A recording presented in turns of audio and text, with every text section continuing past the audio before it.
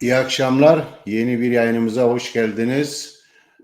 Bugün Hanau katliamını konuşacağız. Saadet Sönmez'le birlikte. Görüyorsunuz ekranda. Saadet, hoş geldin yayınımıza. Hoş bulduk. Sağ olun. 19 Şubat 2020'de Hanau'da gerçekleştirilen katliam gerçekten de önemli. Bir neonazi gece saatlerinde, saat 21.50'de göçmenlerin olduğu kafelere girmişlerdi. Şişe bar, yani nargile barlarına girmişti ve 4'ü Türkiye'den olmak üzere toplam 9 tane göçmeni katletmişti. Çok kısa bir süre içerisinde. Tabii ki ondan sonra katliamın arkasında kimler var, bağlantılar konuşuldu. Hiçbir şey çıkmadı. Ama bu sefer 3.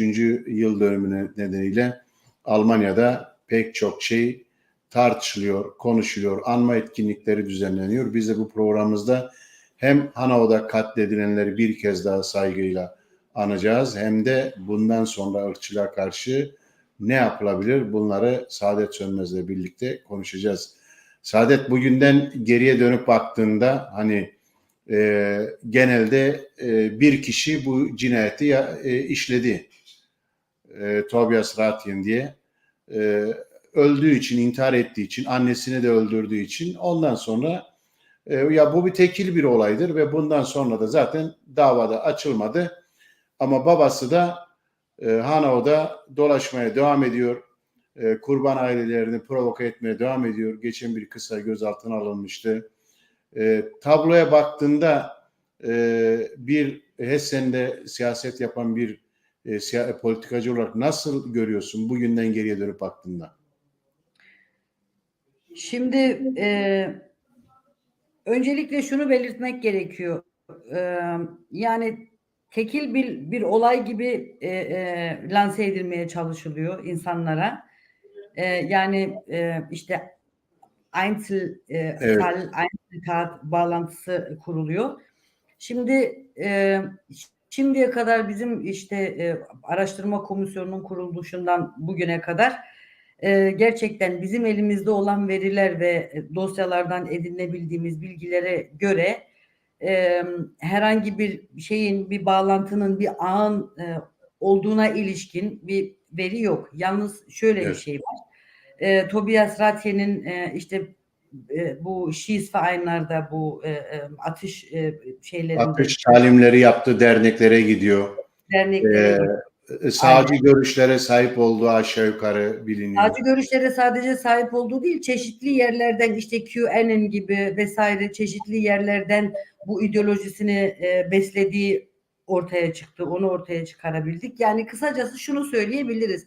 Belki gerçekten böyle bir NSU'daki olduğu gibi bir ağın içinde bulunmuyor. Fakat belli başlı ağlardan bilgilendiriyor ve her şeyden önce kendi ideolojisini doyuruyor ve besliyor. Bunu kesinlikle söyleyebiliriz ve işte ırkçı söylemlerin yükselmesiyle birlikte şeyi biliyorsunuz, işte o dönemler işte şişa barlar kriminal yerler olarak ana akım medyasında belli sağcı gruplardan, sağcı ırkçı faşist partiler tarafından da işte böyle kriminal yerler olarak çok öne çıkarıldığını görüyoruz. İşte bu söylemlerin arttığı bir dönemde işte böyle birisi kalkıyor ve böyle bir cinayeti, böyle bir bunu da çok profesyonel yapıyor ama.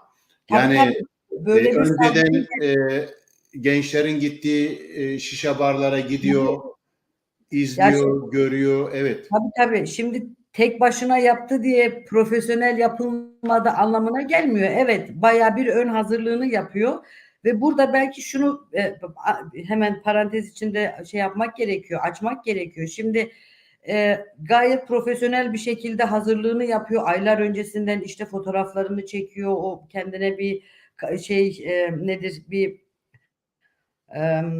Hazırlık şey yapıyor önceden. Evet. Hı rotasını hı. hazırlıyor vesaire vesaire. Yani gayet böyle sistematik bir planlamayla yapılmış, işlenmiş bir saldırı. Yani öyle şimdi aklıma geldi haydi silahımı alayım gideyim birkaç kişi öldüreyim anlamında değil. Gerçekten gayet profesyonel bir şekilde hazırlanmış bir operasyon diyebiliriz. Ve burada şu parantezi belki açmak gerekiyor. Babanın buradaki rolü Evet. nedir?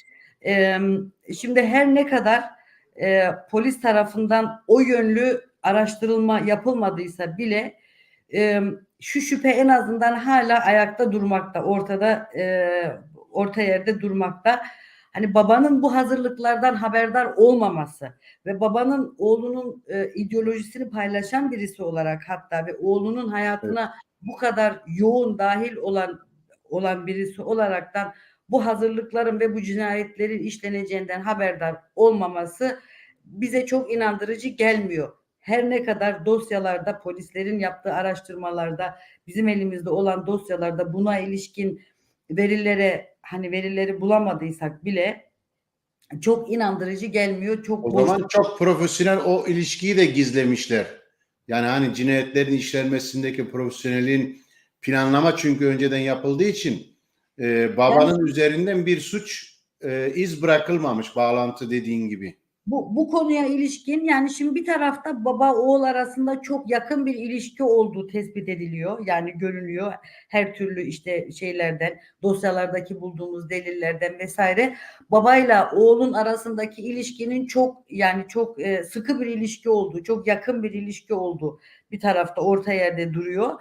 Ama senin de dediğin gibi diğer tarafta da gerçekten bu konuya ilişkin babaya işaret eden, hani babayı da işin içine çeken, babaya da işaret eden maalesef bir veriye Evet. ulaşamadık dosyalarda. Baba hala Hanao'da yaşamaya devam ediyor. Aynı evinde. Evet. Serpil Unvar'ın komşusu neredeyse adeta. Oradaki göçmenleri provoke ediyor. Okulun önündeki öğrencileri de yapıyor. En son bir gözaltına alındı kısa bir süre. Yani burada devletin, yerel yönetimin, güvenlik birimlerinin yapabileceği bir şey yok mu? Yani şunu düşündüğümüz hani çocukları öldürülmüş ailelerin içinde yaşayan bir katilin babası. Her gün onlarla aşağı yukarı yüz yüze geliyor. Burada hani hukuksal olarak yapılabilecek bir şey yok mu? Siyasal olarak böyle bir şey adım atıldı mı?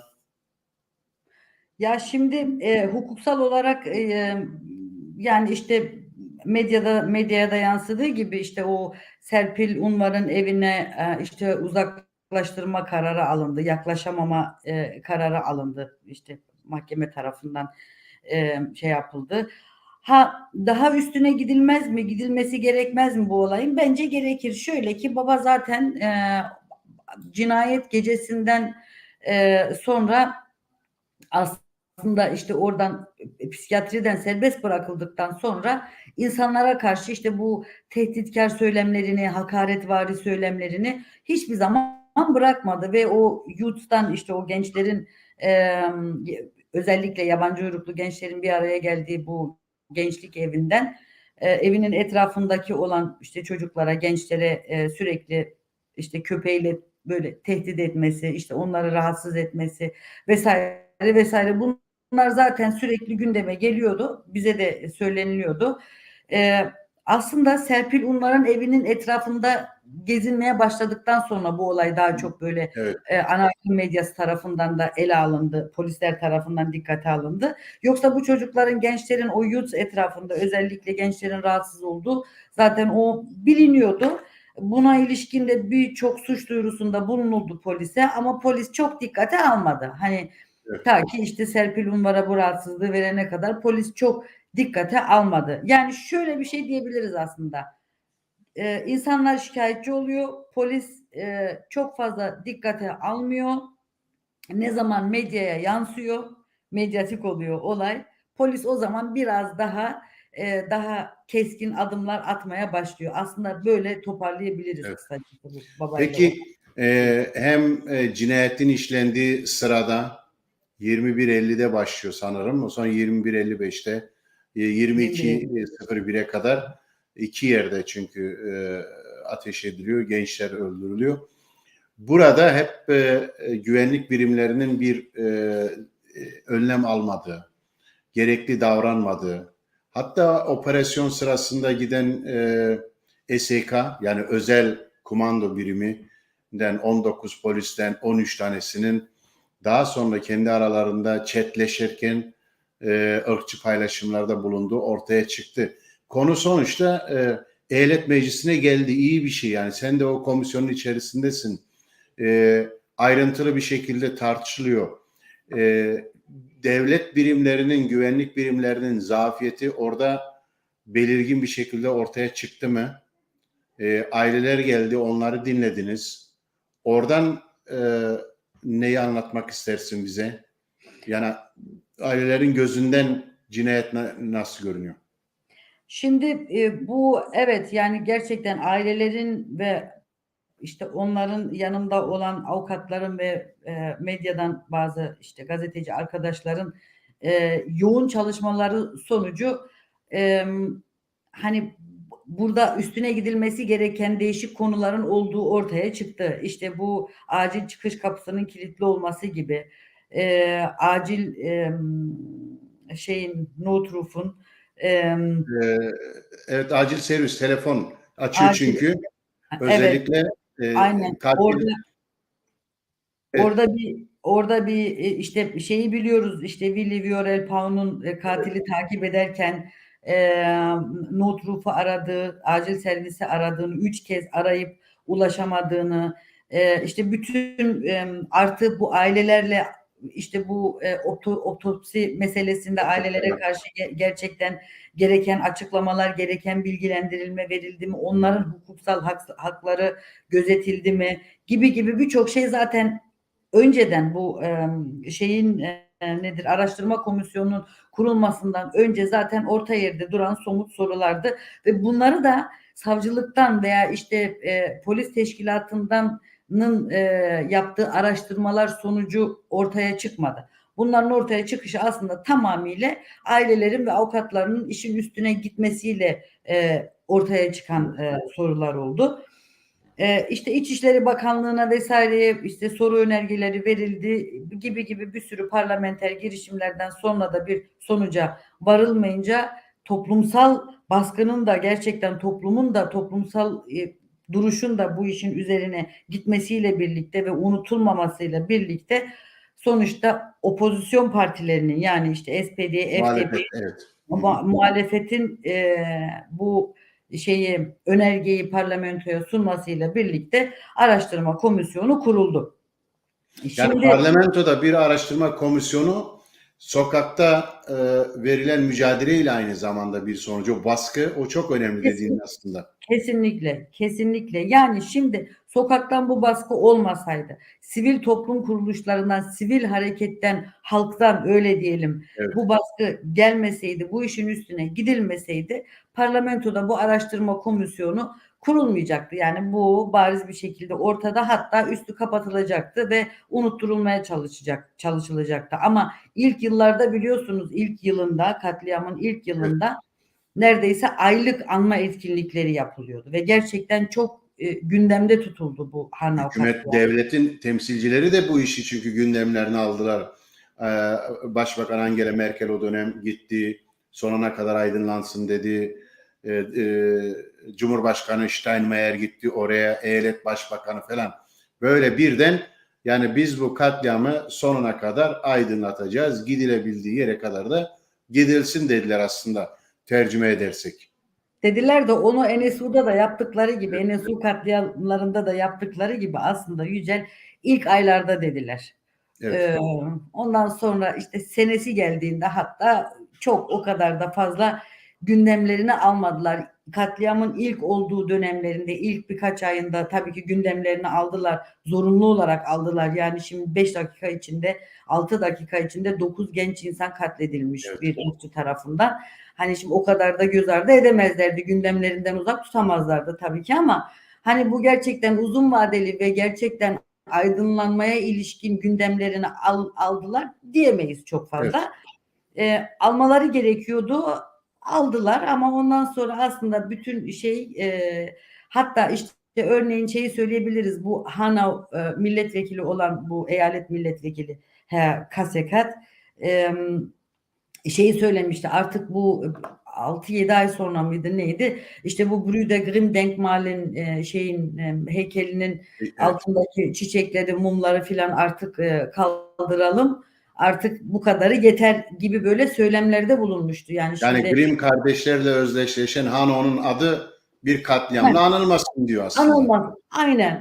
Aynen öyle. Bunu işte toplumdan bu söyleme karşı da toplumdan gerçekten çok büyük itirazlar, çok büyük tepki geldi.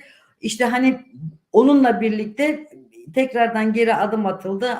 Şu şeye varıldı. Ya bunu biz böyle kolay kolay şey yapamayacağız. Hani ama sürekli her reaksiyona bir tepki geldiği için sivil toplum kuruluşlarından, ailelerden özellikle bir tepki gösterildiği için bu Hanau katliamı meselesi böyle gündemde tutulabildi ve hala da işte unutulmuyor ve devlet mercileri de, güvenlik güçleri de mecbur işte bir yerlerde bir şeyler yapma zorunluluğunu hissediyorlar. Bu meclis çalışmasında güvenlik güçlerinin bir imalkarlığı olduğu belirlendi mi? Yani orada kesin bir şey var mı? Yani şimdi şöyle bir şey var. İşte psikolojik hasta birisi çıktı, 9 kişiyi katletti dediler. Psikolojik hasta olduğu, rahatsızlığı olduğu, evet, o da yani şey yapıldı, kanıtlandı diyebiliriz, ama bu psikolojik hasta bir insanın elinde niye 2 tane silah vardı? Yani Ruhsatla. gerçek silah vardı, ruhsatlı, bir de aynen Evet. ruhsatlı silah vardı.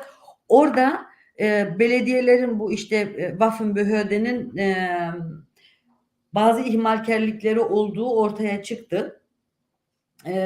Bu bir. İkincisi, katliam gecesi ve katliam gecesinden sonraki günlerde ve haftalarda güvenlik güçlerinin, işte özellikle polis teşkilatının ailelere karşı olduğu takındıkları tutum, ailelerin hiçbir istemine ve ailelere hiçbir bilgi verilmemesi, Evet. işte biraz önce söylediğim gibi otopsi meselesinde ailelerin hukuki hakları gözetilmemesi gibi, o SK'nın biraz evvel sözünü ettiğin SK'nın işte Ratye'nin katilin evi aslında çok kısa zamanda tespit ediliyor. 11 Evet. gibi, gece 11 gibi tespit ediliyor. Ama 11 ile sabah saat 3'e kadar polis ne yaptı? Orası karanlık. Aslında karanlık değil de şimdi 4 saat, 5 saat evin içine niye girmediler?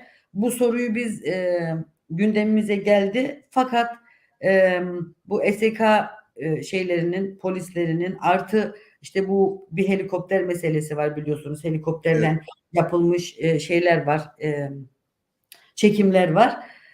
Bu çekimlerle ilgili işte biz bu helikopterdeki olan memurları, artı aşağıdaki alanda olan, evin önünde olan memurlar çağrıldı. İfadeleri alınacaktı. Fakat şey denildi, işte bu helikopterden yapılan çekimler daha henüz savcılık tarafından şey yapılmadı. Freigebung yapılmadı. Evet. O yüzden biz bu konu hakkında ifade veremeyeceğiz dediler hepsi ve o günü biz komple iptal etmek zorunda kaldık. Şimdi tam bu işte bu katilin evinin önündeki o polisin göstermiş olduğu faaliyete ilişkin alacağımız ifadeleri bundan dolayı alamadık. Bu termini de ertelediler. Mayıs'ın 20'sinde bu konuya ilişkin ifadeler Daha almak. ayrıntılı çıkabilir. Daha ayrıntılı, umarım daha ayrıntılı Evet. bir şeyler çıkabilir. Çok aileler geldi sonuçta. Mecliste onları dinlediniz araştırma komisyonunda. Çocuklarını kaybetmiş aileler tabii ki. Onların talebi ne? Özellikle konuşurken ne istiyorlar? Ya şimdi ilk geldiklerinde işte bize örneğin taleplerinden biri şuydu. Bu acil çıkış meselesi örneğin. Bu gerçekten bunun aydınlanması ve bundan dolayı da sorumluların tabii ki hesap vermesi bir Evet. yerde sorumluluklarını üstlenmesi. Nargile, ilk cinayetin işlendiği yerde nargile kafede gençler var. İkinci Acil cinayet, ikinci acil çıkış kapısı, evet, arkadan çıkmak isterken çıkamıyorlar.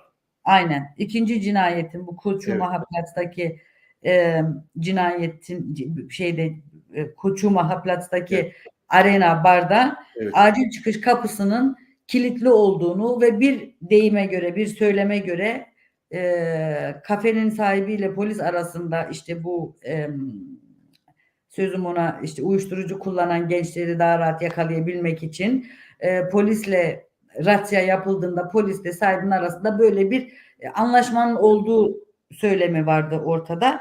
Şimdi bu söylem ne kadar doğru? Buna ilişkin tabii ki hani polis kendi dosyasına biz böyle bir şey yaptık diye şey yapacak, not düşecek değil. Ondan dolayı buna ilişkin biz dosyada bir şey bulamadık. Fakat bütün aldığımız ifadeler, işte görüntüler vesaire bunlara dayanaraktan şunu artık hepimiz kabul etmek zorundayız. Evet, bu acil çıkış kapısı kilitliydi. Gençler de bunu biliyorlardı ve bundan dolayı da katil silahıyla oraya işte geldiğinde, girdiğinde, kafeye girdiğinde bu gençlerin ondan dolayı Notausgang'a acil çıkış tarafına doğru gitmediklerini, kaçmadıklarını, kaçış yolu olarak orayı kullanmadıkları bariz bir şekilde evet. ortaya çıktı. Bunu söyleyebiliriz şimdi.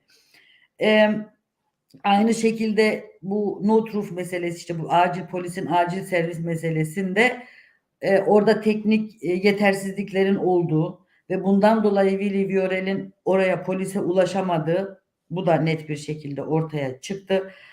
Hatta oradaki polis poliste çalışan polis memurları bu notruf'un yani bu acil servisin onlar telefonu kaldırmadıkları takdirde bir yerlere şey yapıldığını Bağlanıyor. bağlanmadığını Evet, bilmiyorlardı. Yani bunu da ortaya çıkardık. Onlar biz çıkmasak bile bu telefon bir yerlere bağlanacakla evet. hareket ediyorlar ve ona göre davranıyorlarmış o zamana kadar. Bunu da ortaya çıkardık.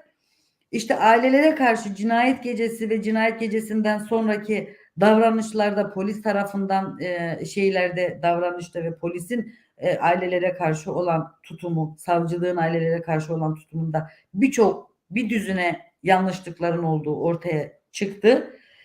Şimdi bunları ortaya çıkarabildik ve daha bilgilerimiz daha netleşti, olaylar daha net orta yere çıktı. Bunun sorumluluğunu şimdi kim üstlenecek ve bunun için kim hesap verecek konusuna gelince maalesef orada tıkanıyoruz. İşte bu Onu biraz olması yeni bir davanın açılması lazım. Davada kabul edilmedi zaten yani işte federal aynen, savcılık tarafından. aynen. Aileler şu anda bir dava mı açılsın diyorlar mı o zaman? Yani konuyla ilgili, cinayetle ilgili olarak yeni bir dava açılsın ve demin senin söylediğin sorulara cevaplar orada bulunsun. Yok şimdi bu işin hukuki boyutu bu bütün bu sorular hakkında zaten davalar açıldı ve kapatıldı. Şimdi hukuki şeyi bitti. Yani şimdi hukuk genel olarak şeyi söylediğimizde biliyorsunuz hukuk şunu araştırır. Ortada bir suç var mı yok mu? Suç varsa suçlu kimdir? Cezalandırılması gereken kimdir? Şimdi bu yol tıkandı zaten. Bu Evet, süreç bitti. İşin hukuki süreci bitti. Şimdi biraz işin politik, toplumsal ve hukuki boyutu işte bu araştırma komisyonuyla birlikte evet, işin o aşamasına geçildi. Ama orada da dediğim gibi bazı acaba mı denilen şeyler daha net ortaya çıkarılabildi belki bu araştırma komisyonuyla. Ama son noktada gerçek suçlu kim ve gerçekten sorumluluğu üstlenilmesi gereken kim, kimin cezalandırılması gerekiyor? Bu da biraz şeyle de ilgili tabii ki bu araştırma komisyonlarının yapısıyla evet. ilintili bir şey tabii ki. Çok tam bağımsız bir araştırma komisyonu diyemiyoruz maalesef parlamenter araştırma komisyonlarına. bununla da ilgili tabii ki bir koruma, işte asıl son noktada kim bunun sorumlusu? İşte polis teşkilatının ve alt kademelerdeki kurumların bağlı olduğu İçişleri Bakanlığı'dır ve dolayısıyla da İçişleri Bakanı'dır bu işin sorumlusu. Ama orada işte maalesef araştırma komisyonu da yapısından dolayı şey e, Fazla hareket ileri alanımız gidemiyor. Evet, evet. hareket Ama alanımız ona rağmen toplumda da bir sıcak takip etme süreci devam ediyor. 3 yıldır her 19 Şubat'ta sadece Hanao'da değil ama bütün kentlerde aşağı yukarı gençlik çoğunlukla tabii ki anma etkinlikleri yapılıyor. Bu yılda pazar günü yeniden anma etkinlikleri yapılacak. Bunların bıraktığı, yani Hanau katliamından sonra toplumda oluşan bu bilinç, bu tepki, yani unutmamak adına yapılan bu eylemler, geriye baktığımızda sanırım en pozitif noktalardan bir tanesi. Aileler de sürecin bir kısmı, diyelim, tabii hepsi değil, sürecin içinde yer aldılar. Örneğin Ferhat Ünver'in annesi Serpil Ünver bir vakıf kurdu. Eğitim merkezi daha doğrusu. Liselerde antifaşist bilinci aydınlatmak için çalışması hareket ediyor. Yine bir 19 Şubat inisiyatifi kuruldu. O da geniş bir kesimini oluştu ve artık değişik şekillerde anma etkinlikleri. Yani katliam yapıldı, yargılama olup olmasına bağımsız olarak böyle bir sivil hareketin oluşması herhalde en iyi adımlardan bir tanesi Hanau konusunda. Bu nasıl daha sürdürülebilir? Bu anmalar daha nasıl etkili olabilir? Bir anıt var mı örneğin bu katliamla ilgili olarak yapılmış kentte? Şimdi şüphesiz bu her yıl yapılan anma etkinlikleri hem unutturmama açısından çok önemli bir faktör ama diğer taraftan e, ırkçılığa karşı mücadelede de çok önemli bir faktör. Ondan dolayı da e, bunun üzerinde durmamız gerekiyor. Bu katliamları, bu cinayetleri unutturmamakla birlikte ırkçılığa karşı mücadele içinde, ırkçılığa karşı mücadeleyi yükseltmenin de bir yolu bu etkinlikler. Şimdi işte dediğim gibi bu katliamın olduğunda baktığımızda işte toplumsal söylemler neydi, ne durumdaydı? Irkçı söylemler yine böyle yükseldiği bir dönemde bu Hanau katliamı gelişti. Şimdi son günlerde işte bu mülteci sorununa ilişkin ırkçı söylemlerin ırkçı partilerden zaten alışkındık ama artık SPD'ye kadar artık gemi doldu söylemini sıkça duyabiliyoruz. Avrupa sınırlarını daha iyi korumamız gerekiyor söylemlerini duyabiliyoruz. Sosyal demokrat partilere kadar sözüm ona işte bu Die Mitte der Gesellschaft'ı biz Evet. toplumun Toplumun ortasına kadar ırkçı görüşler geldi aslında. Evet. görüşler geldi ve yani ırkçı söylemler gerçekten toplumun ortalarından da artık böyle gayet bundan 1-2 sene önce ya bu ırkçıdır bunu söylemeyeyim diyecek toplumlarda artık bu söylemlere rastlayabiliyoruz. Bundan dolayı da ırkçılığa karşı mücadele çok çok önemli bir mücadele ve Hanau gibi NSU katliamında verilen kurbanlar gibi bu anmaları ve bu hatırlatmaları ırkçı söylemlerin toplumun içindeki ırkçılık yükseldiğinde bunların nelere yol açabileceğini bu anma etkinlikleriyle göstermemiz, gözler önüne sermemiz bu anlamda çok önemli. Sadece anma için değil ama hatırlatma anlamında Evet. çok çok önemli. Irkçılığın yükseldikçe nelere yol açabileceğini sürekli insanlara, topluma hatırlatmamız çok önemli. Anma anıt dedin Yücel. Evet, 2 yıldır aileler Hanau Belediyesi ile Hanau Belediye Başkanı'yla bu mücadeleyi sürdürüyorlar. Ailelerin talebi Marktplatz'ta işte o Brüder Grimm anıtının olduğu Meydan, merkezi meydan yani, evet. Hanau'nun aynen. kalbi aslında. Yaşa aynen Hanau'nun Evet. kalbi. Aileler ve inisiyatiflerin hepsi bu katliamın anıtının orada olmasını istiyorlar. Birçok bazı gruplarda işte mezarda olsun diyor. Çocukların, gençlerin mezarının olduğu yerde o anıt yapılsın diyor. Şimdi orada bir şey var. 2 yıldır bir tartışma var. Belediye başkanlığıyla ailelerin ve inisiyatiflerin arasında böyle bir tartışma var. Anıtın şekli şemali belirlendi. İşte bir künstler onu Evet. onu seçtiler bir tane.